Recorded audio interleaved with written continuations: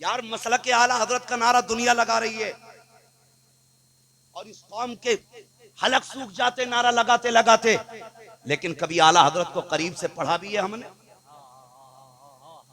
लोग कान में आके कहते मौलाना कोई रिश्ता करा देना बेटे का।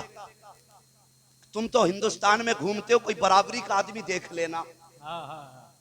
क्या बात, तू 8 फीट का है या 18 फीट का है तू, जो तेरी बराबरी का आदमी नहीं मिल रहा? कि नहीं शादी अच्छी करनी है। अबे शादी तुझे अपने बेटे की करनी है ना, तो तू सामने वाले को क्यों ढूंढ रहा है? बराबर का चाहिए तुझे कि माशरे में नाक रह जाए। नाक की पड़ी है तुझे, शर्म नहीं आती? मसला के आला हजरत का नारा लगाता, बराबरी के आदमी ढूंढता फिर रहा है। बेटे बेटी बेटे के लिए बरेली की जमीन पे चल, जिस इमाम के नारे लगाता उसी की तारीख उठा के पढ़।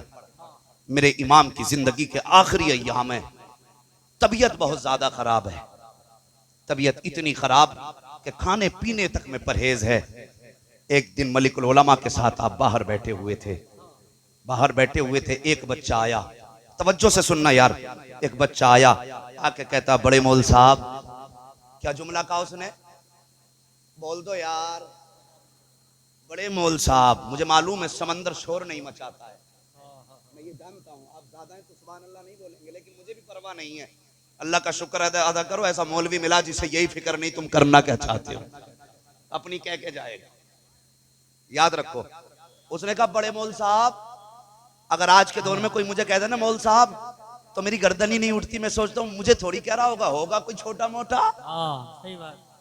मुझे कहता तो मुझे हुजूर कहता, अल्लामा कहता, मुफ्ती साहब कहता। मगर वाह रे इमाम अहमद रजा, तेरी शराफत को सलाम, तेरी पाकीज़गी को सलाम, तेरी सदाकत को सलाम, तेरी सच्चाई को सलाम। अल्लाह अकबर। जैसी बच्चे ने आके कहा था बड़े मौल साहब मेरे इमाम की निगाह उठी है। हाँ बेटे कैसे आना हुआ? वो बच्चा कहता बड़े मौल साहब कल तुम्हारी हमारे घर पे दावत है। मेरे इमाम फरमाते हैं बेटे तुम्हारे वालिद साहब घर पे नहीं थे, वो नहीं आए जो तुम आए हो। बच्चा आंख में आंसू भर के कहता है बड़े मौल साहब मैं यतीम हूँ, मेरे सर पे बाप का साया नहीं है। जैसी बच्चे ने इतना जुमला कहा है इमाम की गर्दन झुक जाती है। फरमाते बेटे अगर तकलीफ पहुंची हो तो अहमद रजा माफी मांगने के लिए तैयार है। और लोगों खुदारा कभी इमाम के तरीके को भी पढ़ लिया करो, कभी उनसे पूछो जिनके सर पे बाप का साया नहीं होता है। उन बच्चों से पूछो वो जिंदगी कैसे गुजारा करते हैं। जब दुनिया के अमीरों के बच्चे नए कपड़े पहनते हैं तब यतीम बच्चों के दिलों में ख्याल आता है काश हमारे सर पे बाप का साया होता तो हमारा बाप भी नए कपड़े दिला देता, हमारे पैर में भी नए जूते होते। ओ अमीरों जब बेटों के लिए 1000 का कपड़ा खरीदा करो तो कभी यतीम के लिए 500 रुपए खर्च कर दिया करो। जब तुम अपनों के लिए लाखों खर्च करते हो तो कभी यतीम के लिए 1000 खर्च कर दिया करो। अल्लाह की कसम खा के कहता हूँ इधर यतीम मुस्कुराएगा उधर मदीने वाला मुस्तफा मुस्कुरा जाए। नारे तकबीर, नारे रिसालत, मसलके आला हजरत, जश्ने दस्तार बंदी हजरत मुफ्ती हम्माद साहब किबला, नारे तकबीर। तवज्जो करना। इमाम अहमद रजा को सिर्फ हम लड़ाने की मशीन समझते हैं, सिर्फ फतवा देना समझते हैं। आला हज़रत ने सिर्फ फतवे दिए। अल्लाह की कसम किरदार भी मेरे इमाम का ऐसा है, अगर बंदा अपना ले तो जब चलेगा तो दुनिया कहेगी गुलाम रसूल जा रहा है, और जब मरेगा तो दुनिया कहेगी आशिक रसूल जा रहा है। जब कब्र में आएगा तो दुनिया वालों के साथ फरिश्ते भी कहेंगे इसे सोने दो, ये मुस्तफ़ा का महबूब सो रहा है। उनके किरदार को भी आप देखो। बच्चे ने कहा था हजरत मेरे सर पे बाप का साया नहीं है। आज अगर कोई यतीम किसी पीर का हाथ पकड़ लेना, हजरत चलिए दावत खाने के लिए, तो यूं झटक देंगे कौन है तू, क्या है तेरा मामला, किसका बेटा है? वो कहते हैं मेरे बाप नहीं है, नजरअंदाज कर देंगे। उसे देखते हैं जिसकी जेब भारी होती है। मैं खुल कर कहता हूं आईना को दिखाऊंगा दाग चेहरे के, जिसे खराब लगे सामने से हट जाए। वाह वाह वाह। पीर भी ऐसे मिले हैं कि जिनकी दिलों पे नजर नहीं जेबों पे नजर होती है। मगर वाह रे इमाम। बच्चे ने कहा ना यतीम हूं, फरमाया दावत मंजूर है। बेटे कब आना है? कि ये माँ से पूछ के बताऊंगा। बच्चा गया, अम्मी बड़े मौलाना ने दावत कबूल कर ली है। कब आना है उन्हें? माँ ने कहा बेटे उनसे कह दो दोपहर का खाना हमारे घर पे खाएं, इस टाइम तक आ जाएं। बच्चा वापस आया, हजरत कल दोपहर आना है। आला हज़रत फरमाते हैं बेटे खिलाओगे क्या, खिलाओगे क्या?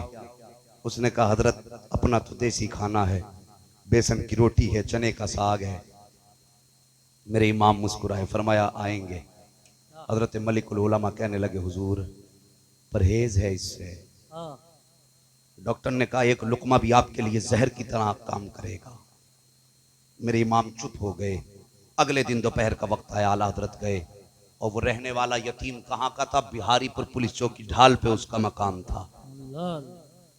जब गए दरवाजे पे दस्तक दी, कौन का? बड़े मौलाना आए हैं। माँ ने बेटे को एक बोरिया फटा हुआ टाट दिया, कहा जाओ बेटे बड़े मौलाना आए हैं, जाके दे आओ बिछा लेंगे। अल्लाह अकबर। आज मेरे नीचे अगर पुराना बिस्तर बिछा दिया जाए तो मैं डांटता हूँ मौलाना असलम साहब ये क्या बिछवाया है, हम इस पे बैठने के लोग हैं, हमारी शान के लायक ये कमरा है, हमारी शान के लायक ये बिस्तर है। मगर सलाम करो मेरे इमाम के तहम्मुल को, सलाम करो मेरे इमाम के ताकत बर्दाश्त को। अल्लाह अकबर। कैसी जिंदगी मेरे इमाम की थी। फटा हुआ बोरिया ला करके दिया है, मेरे इमाम ने अपने हाथों से उसको झाड़ा है, झाड़ करके बाहर एक मकान के आगे स्लीप निकला हुआ था, उस पर बिछा करके बैठ जाते हैं। हजरत मलिकुल उलमा भी बैठे हुए हैं, इमाम अहमद रजा खान भी बैठे हुए हैं। जब कोई गुजरता मेरे इमाम को देख के कहता हजरत आप, और यहाँ मुस्कुरा के फरमाते हाँ आज अहमद रजा की दावत है, तुम्हारी दावत नहीं है, यहाँ अहमद रजा की दावत है, तुम्हारी दावत नहीं है। हर कोई आता मुस्कुरा के चला जाता। आखिरकार वो वक्त आ गया जब खाना तैयार हुआ। बच्चे ने वही साग ले ला करके,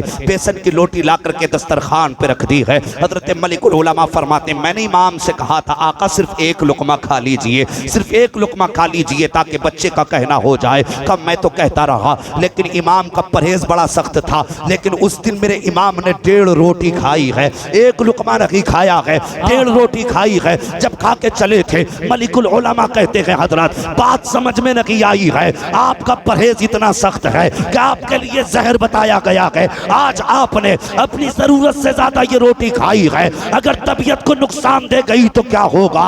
मेरे इमाम की आंखें बरसने लग जाती हैं, रो के इरशाद फरमाते हैं ए मलिकुल उलमा अहमद रजा अपनी तबीयत को देखें या मदीने वाले की शरीयत को देखें। ए इमाम अहमद रजा बात क्या है? आला हजरत फरमाते हैं मलिकुल उलमा मेरे नबी ने फरमाया जो यतीम के लबों पर मुस्कुराहट दे देगा मोहम्मद उसे जन्नत की ज़मानत अता फरमा देगा। नारे तकबीर, नारे रिसालत, मसलके आला हजरत, जश्ने दस्तार बंदी, मदरसा गुलशने रजा, हजरत मुफ्ती हम्माद साहब किबला। नारे तकबीर। इमाम अहमद रजा को कभी इस एंगल से भी पढ़ो। वाह वाह। अल्लाह अकबर। तुम बराबर के न ढूंढा करो, किसी गरीब के लबों पे मुस्कुराहट ला दो। वाह वाह। अल्लाह तुम्हारी किस्मतों के फैसले फरमा देगा। जब तुम्हारे बच्चे घर के अंदर ठंडी एसी में लेटे हो ना, तो अपने बच्चे का जब चेहरा देखो तो कभी उन बच्चों के बारे में भी सोच लिया करो जो कुरान पढ़ने के लिए अपना घर छोड़ के आए हैं। यह आलम होता है तेरे मेरे बच्चे एसी में सोते हैं, लेकिन मदरसे में पढ़ने वाले बच्चे यतीमों की तरह। एसी तो साहिब बड़ी बात है, कूलर भी मयसर नहीं होता, और कूलर भी बड़ी बात है। कितने बच्चों को तो छत के पंखे नसीब नहीं होते। कितने ऐसे गरीब मदरसे हैं जहां पर बच्चों के लिए हाथ वाले पंखे तक मैसर नहीं होते हैं। और लोगों आओ तो मैं बता दूं, वो तो निहायत सस्ता सौदा बेच रहे हैं जन्नत का। हम मुफलिस क्या मोल चुकाएं, अपना हाथ ही खाली है। जब अपने बच्चों को एसी के पंखे में लेटा हुआ देखा करो, उठो कम से कम 1200 रुपये अपनी जेब से निकालो, मदरसे के मोहतमिम के हाथ में ला के दे दो। हजरत मेरी तरफ से एक पंखा मंगा लीजिए, ला करके मदरसे के कमरे में लगा दीजिए, ताकि जब कुरान पढ़ने वाला उसके नीचे कुरान पढ़े तो उसे गर्मी ना लगे। कोई कूलर का इंतजाम कर दो, कोई पंखे का इंतजाम कर दो, कोई फ्रिज का इंतजाम कर दो। अल्लाह की कसम खा के कहता हूँ, जब कोई भी कुरान का कारी तुम्हारे दिए हुए पंखे के नीचे बैठ के कुरान पढ़ेगा, तुम्हारे दिए हुए फ्रिज से ठंडा पानी पिएगा, दिए हुए कूलर के आगे बैठ के कुरान पढ़ेगा, तो यार सिर्फ बदन ही ठंडा नहीं होगा, बल्कि बदन के साथ साथ उसका जिगर भी ठंडा हो जाएगा। हाथ उठा के कहेगा, अल्लाह जिसने दुनिया में मेरी राहत का इंतजाम कर दिया है, तू उसकी नस्लों का दुनिया में भी इंतजाम कर दे, आखिरत में भी इंतजाम। हाँ हाँ हाँ, वाह वाह वाह, जिंदाबाद जिंदाबाद, सुभान अल्लाह सुभान अल्लाह, वाह वाह ऐसे काम कर जाओ वाह तुम वाह, कहीं भी रहो, दुआएं तुम्हारे लिए दिल से होती